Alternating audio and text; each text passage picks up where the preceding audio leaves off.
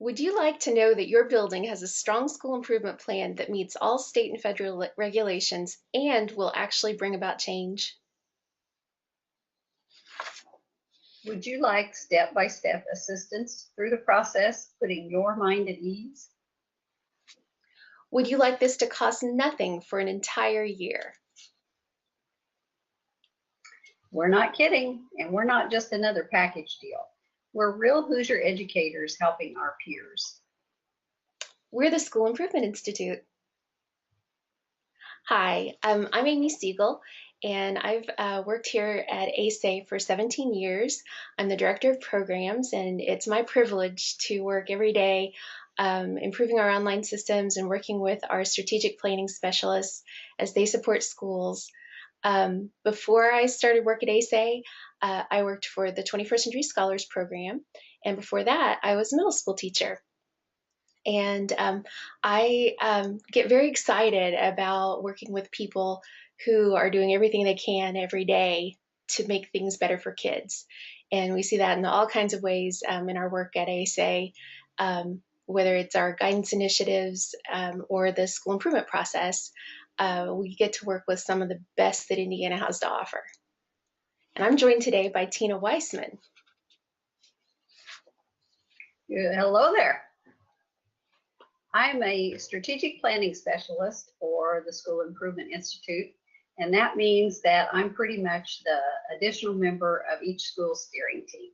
I will help you figure out your data, see what's going on with it, help you think, just another thinker in the group. My background is, well, it's been pretty much everything. I've been an English teacher for middle school and high school, and have taught college classes in English and literature.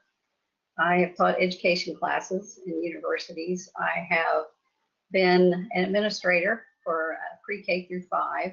So I've pretty much run the gamut of education in the state of Indiana. And the one thing that I always really like is curriculum, because to me, that's what makes everything go around. That we know that curriculum in itself is not going to do the trick. So we have to be paying attention to what is the pulse of the school, what's going on, what is keeping that data down. And we have to first understand the data before we know what to do with it, and to get it fixed to the point to where you can just go about your business teaching and administrating, and then we will help you get that plan in place to where things will just take care of themselves.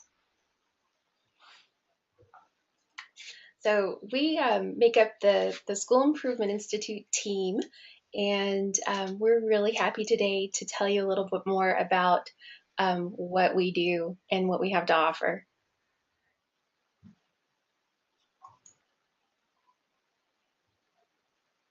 So you're probably your first question would be is, what exactly is a School Improvement Institute?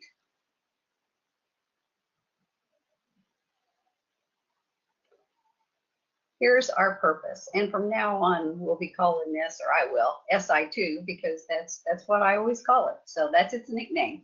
So SI2 helps schools and communities use data to establish achievement goals, and of course we know those as SMART goals. Everybody needs to be on that same page.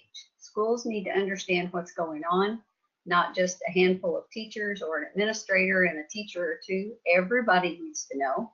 The kids need to know what's going on and how they are a big part of that, and communities need to know. So we bring everybody to the table, and so everybody figures out what those goals are.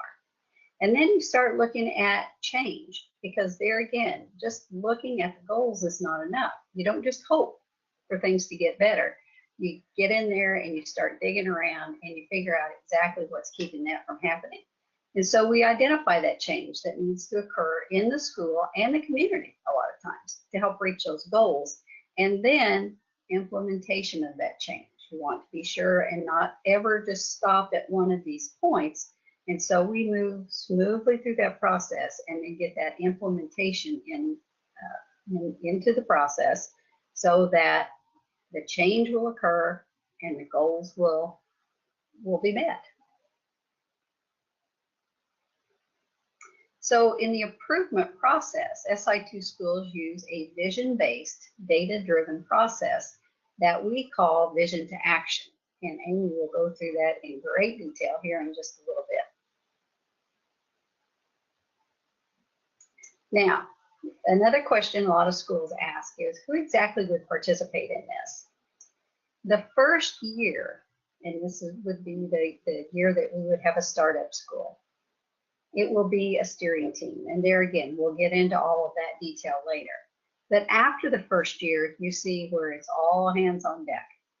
All teachers participate. All students participate. As many parents as you can get will participate, along with a number of community stakeholders. And if you're looking at that list right now and say we called everybody in town, we wouldn't have enough to fill all that, we understand. We work with tiny, tiny towns. We work with very large cities and everything in between. So start modifying and thinking of this and shape it to meet your needs, because there again, we're not a one size fits all. We follow all of the regulations we need to, but at the same time, we understand every town, city, village is different. But within those community stakeholders, we like to see economic development, business people, government people, community foundations, higher education, service clubs, the public library, and just anyone or everyone who cares about the community's young people. And here's a reason why schools want to do this work and why they stay with us. The SIPs that are created by this are driven by local data and local decision makers. There again, we are not a one size fits all. It is data rich in the improvement process. You probably will feel like you've taken a class in your own backyard and you will know it inside and out, which is a good thing. Everyone comes to the table. It's not just a handful, but everyone is invited to have a part in this and encouraged to have a part in this, because it's easy to be a naysayer and sit behind the scenes, but if everyone will contribute, it works beautifully. There is significant support for the process management team. Improvement process and timelines, standards for school improvement planning. We have data collection tools, we have discussion tools, we have monthly monitoring and feedback, and of course we have a lot of on-call support. And when I say we have those tools, we definitely have those tools, and they're very helpful. They're teacher tested, they're administrator tested, and they work. After the plan is developed, then we help individual schools check for compliance with all those external expectations, such as Indiana Public Law 221, Indiana ESSA and DF accountability grades, the high ability student plan, cultural competency plan, school tech plan, and graduation plan, as well as US Title I. So we cover all the bases to make sure that you have a good plan, and at the same time, it has met all that criteria. So the vision to action process, this is what really drives change, and it is the heart of SI2. In the beginning, we help you create an organizational structure, and that focuses on the steering team. And in the steering team, the first step is assigning each member an area that they'll be in charge of. So we help your team get organized and figure out which part of the process they're going to be the expert in, and really get you oriented into SI2. Our second step is collecting data. And as Tina said, we collect a lot of data. We collect achievement data. We also have surveys for students, parents, teachers, and the community. And all of this data gets used in the process. We also have your school do what we call the root cause self-study, so that you have a very good idea of your school climate and have thought about questions that maybe haven't come up for a while. So all of this data gets put together. And then next we have your team create a vision. And we feel like a vision is an important basis for the work that gets done. We want everybody to share a vision and to dream very big for their school and for their students. Next, we come out of our vision and dreams and get very specific. We start looking at data and focus in on goals. We split those into primary areas for improvement and SMART goals. And those SMART goals, we encourage you to get very specific and very laser focused. And then after that, we look at root causes. We take that survey data and the root cause self-study and have you look at that in light of a document we call the ASA Elements of High Achieving Schools. This document is based on years and years of working with schools all over the state of Indiana and the things that we found that high achieving schools have in common. And so we have you look and study your data and figure out what are the things in our school environment that are getting in the way of achieving our goals.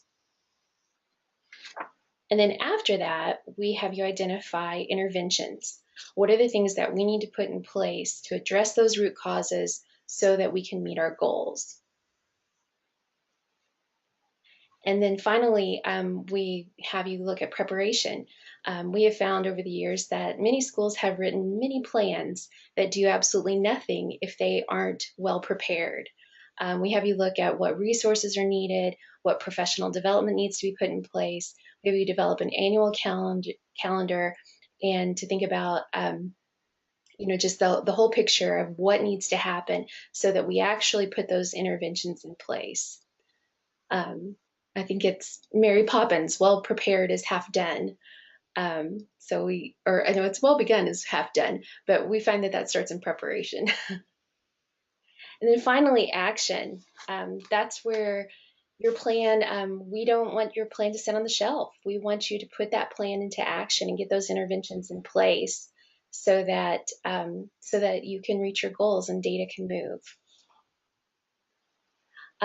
This is a continuous cycle. What we do after you have started your action and putting those plans into place, we have you come back and sometimes you pick up new members on your steering team and you're back in kind of get ready mode.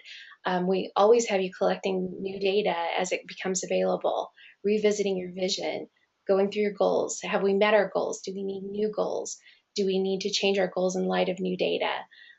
So this is a living, breathing plan. It is not something that sits on the shelf and is never looked at again. This is a continuous cycle of improvement based on this vision to action process.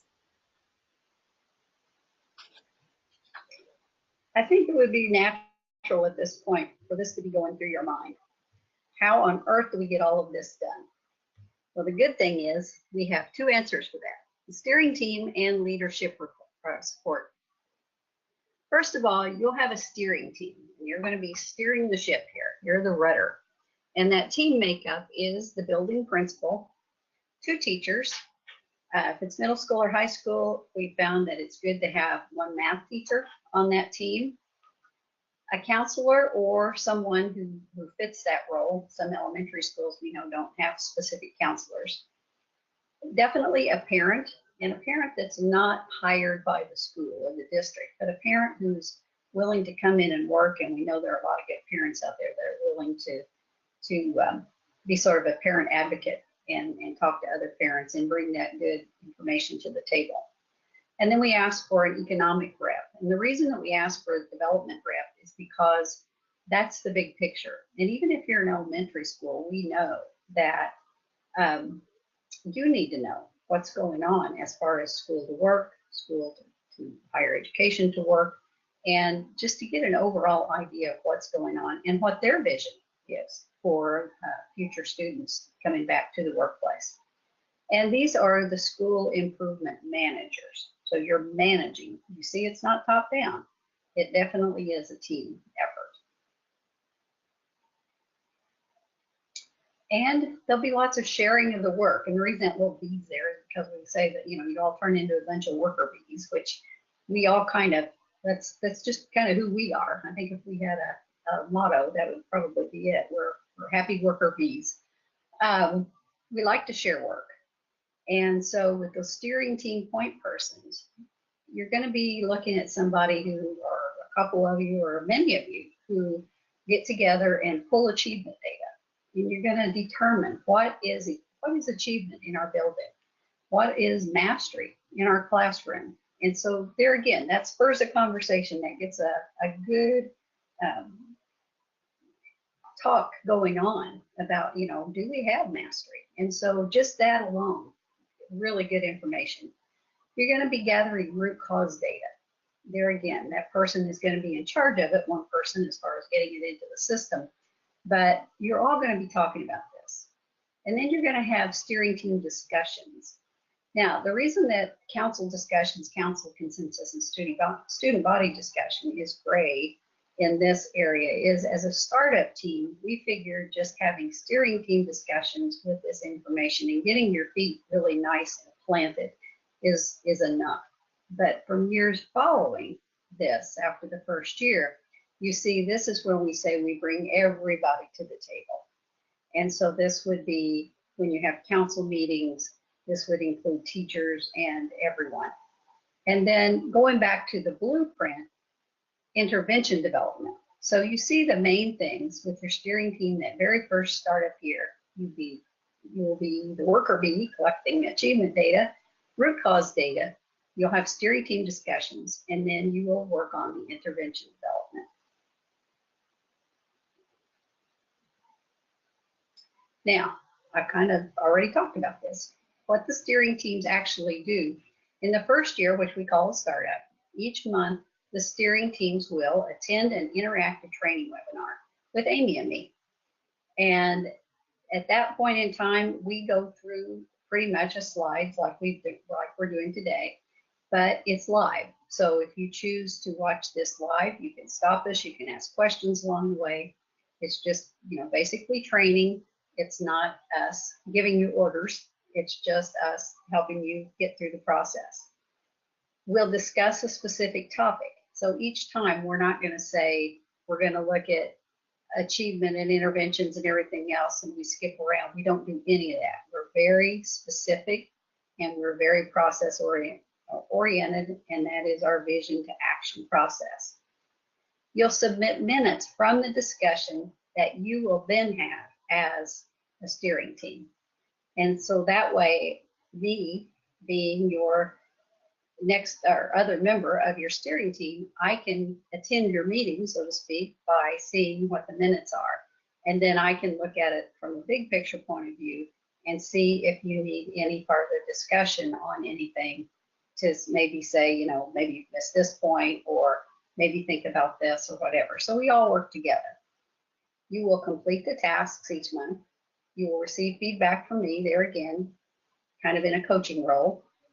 You will make any adjustments if needed, and then you complete a section of the vision to action process. So it's all there again, very pragmatic, very step by step, no guesswork. We don't do guesswork, and we try not to do stress. So that's the process. So as Tina said, we do provide significant leadership support. And the first of that is the training. So like she said, each month we have a webinar. Our webinars are held the first Wednesday of every month, starting in December. And we have those from 3:30 to 4:30. And our philosophy is start on time, end on time. We really do our best to keep those right at an hour. Some of that depends on you all. If you're asking great questions, we might end up going a little late. But we really do our best to protect that time. In our webinar format, we introduce the month's tasks. We go through the instruction and the tools and the things that you'll use in the online system. And we have plenty of time for questions and answers. Our schedule of topics in December, we'll go through the intro and organizational structure. In January, we teach you data collection. February, we go to the vision. In March, we set achievement goals. April is root causes. And in May, we start talking about interventions.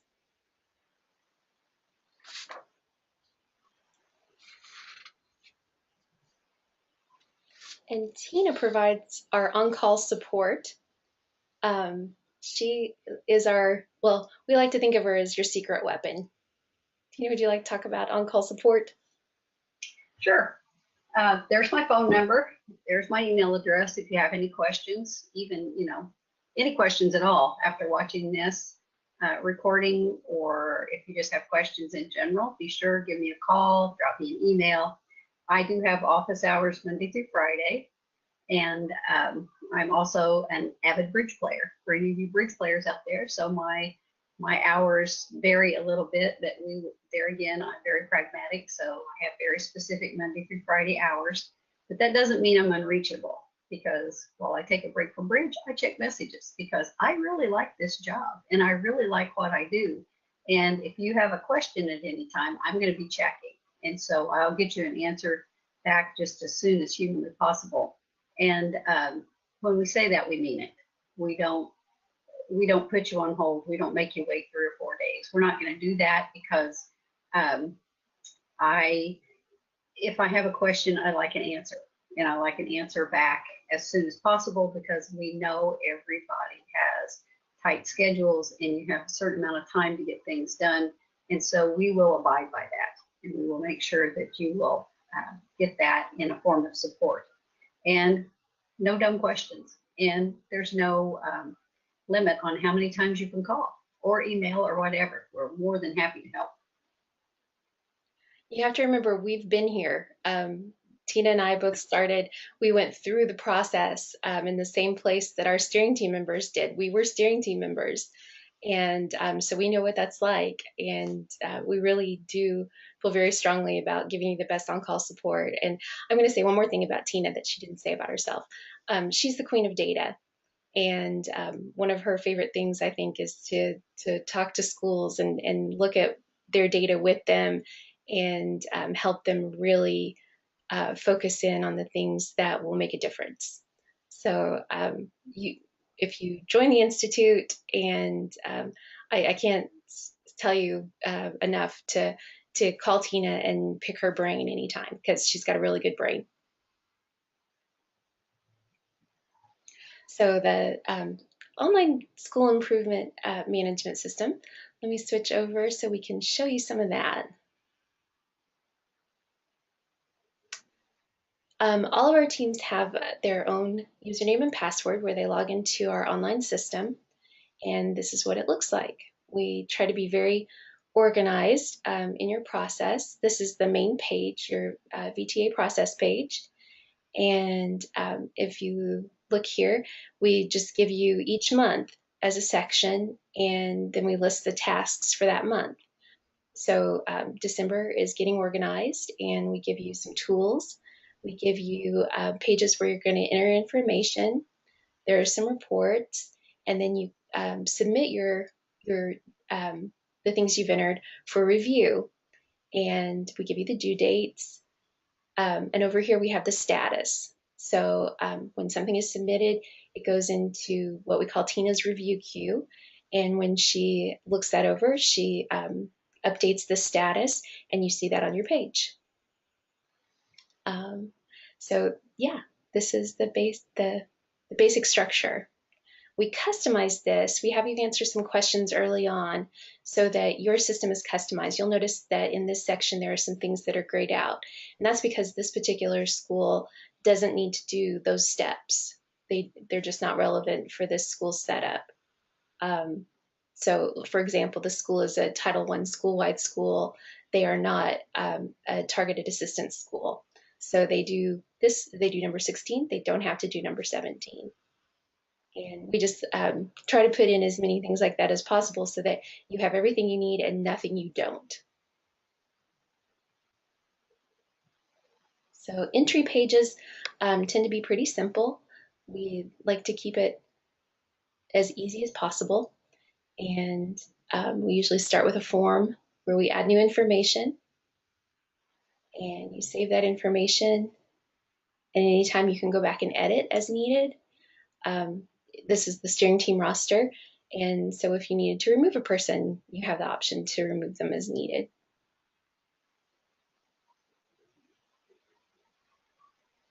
So Again, we try to make it easy, but we're going to go through in training every month, each section, and make sure that you understand how each part of this works.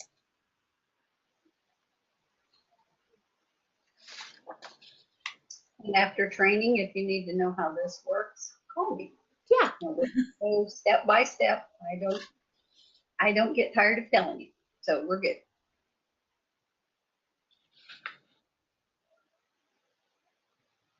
All right. This is what I see. Once you send something in, it will come to me in a review queue. And this is something that you can see at the same time. So you actually get to see the answer key in advance, which to me is the only way to do this because we're all grown-ups and we all have a certain amount of time and we need to just get things done and done correctly. So you will be able to click on a rubric at the end of each section, which Amy, I'm sure will show you here in just a minute. And you will see, for example, this is under collecting data. And so there is achievement data that is required. And so what I'm going to be looking for is that you have added your previous year's achievement data to the ASA requested charts. And we have very specific list of charts. They're automatic hot links. They go right into an empty chart. You put the numbers in, it will calculate it for you as far as percentages and everything else. And then there's also, since you'll be starting later in the year, there is data that you may have from your first semester that you will want to put in, that if you have, for example, you have data from, now my mind's gone blank, into EA data or something such as that, that you want to put in, or all I'm thinking is oi, moi, and boy. Beginning of year, middle of year, and end of year data from reading and things such as that, you can put that in. But I'll just, then you submit that, I check it and see, make sure that you have everything you need. And the reason that it's important that we get as much data in as possible is because the more data you have, the better, of course, it's going to help. And so then I will give you submissions, or excuse me, you give me submissions, I give you feedback. And so in this case, you see that there's one thing that needed that met criteria. See the little check marks there, everything got checked, it was on the rubric. And then you see the second one needs revision, and you can always see a comment down at the bottom when I sent the comment back. And this one was missing an economic development rep. So I just merely say, please add the economic development rep and resubmit. And that's how the conversation goes, just quick and to the point.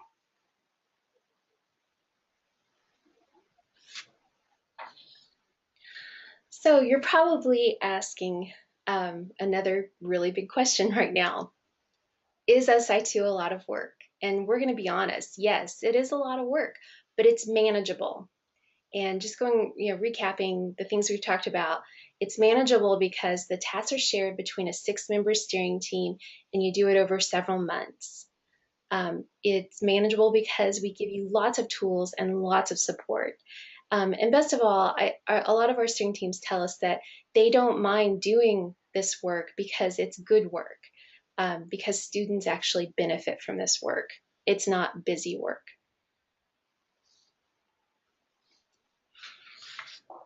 So let's talk about the School Improvement Grant. So we are offering, the American Student Achievement Institute, we are offering a $1,450 in-kind school improvement grant. And what we'll provide as part of that in-kind grant is the School Improvement Institute online system. It has the school improvement process that's customized for your school, the templates, the reports, the steering team manual, and it results in an automatically generated school improvement plan that can be submitted to the Department of Education. We provide the leadership training, the leadership team support that we've talked about, and we provide all of that for 1 year. And that is covered by the School Improvement Grant. So you get that first year of SI2 completely free. And in return, the school gives us assurances that they're going to convene a steering team, they're going to view our videos and participate in the webinars, collect their data, they're going to have their local discussions send in submissions, and respond to feedback. And the one thing that we ask in return, that if your school disengages, if you decide not to do this, that you pay back that school improvement grant. And the reason we do that is that we need to know that we're in this together. We're putting together all of our resources and committing to you all, and we just want you to commit to us too. So we need to know that you're serious, and that's why we put in that number 10. So that's the school improvement grant in a nutshell. And how you apply for that is by going to the address asainstitute.org/SI2 grant app. And we have a simple form there to fill out. It's usually completed by the principal. The memorandum of understanding is included, all of the details there.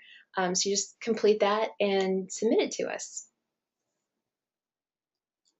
And if you need some time to think it over and you're looking for some more information, we do have on our website at asainstitute.org/SI2, we have more information down here. And we also have a chance for you to log in as our demo elementary school. And you just use the username and password DEMOES. And that'll get you into our system so that you can take a better look around and see all of the tools that we have there. Get a feel for how it works. And if you have any questions, we invite you to get in touch with us anytime. You can reach us at 812-349-4142, or you can email us at si2@asainstitute.org, and we would be happy to talk to you, either of us. We'd be happy to talk to you about the Institute and the grant and answer anything we can. And we would love to work with you. We don't care what size you are. We don't care if you'll fit and assemble or it takes football field. We love working with schools. Just a 30-second testimonial here. I had a little school that it was like watching a bad stock market report. We'd be up one year and down the next, and it's totally unpredictable until we found this. And then I could predict every year what was going to happen, and it did. And everybody knew what was going on. And you would be amazed at the amount of stress and pressure that takes off of everybody so they can just get the job done. And that's what we want you to allow us to do, is to help you get that part done so you can do your job. So any questions at all, be sure to give us a call or drop us an email. Thank you so much for your time. Thank you.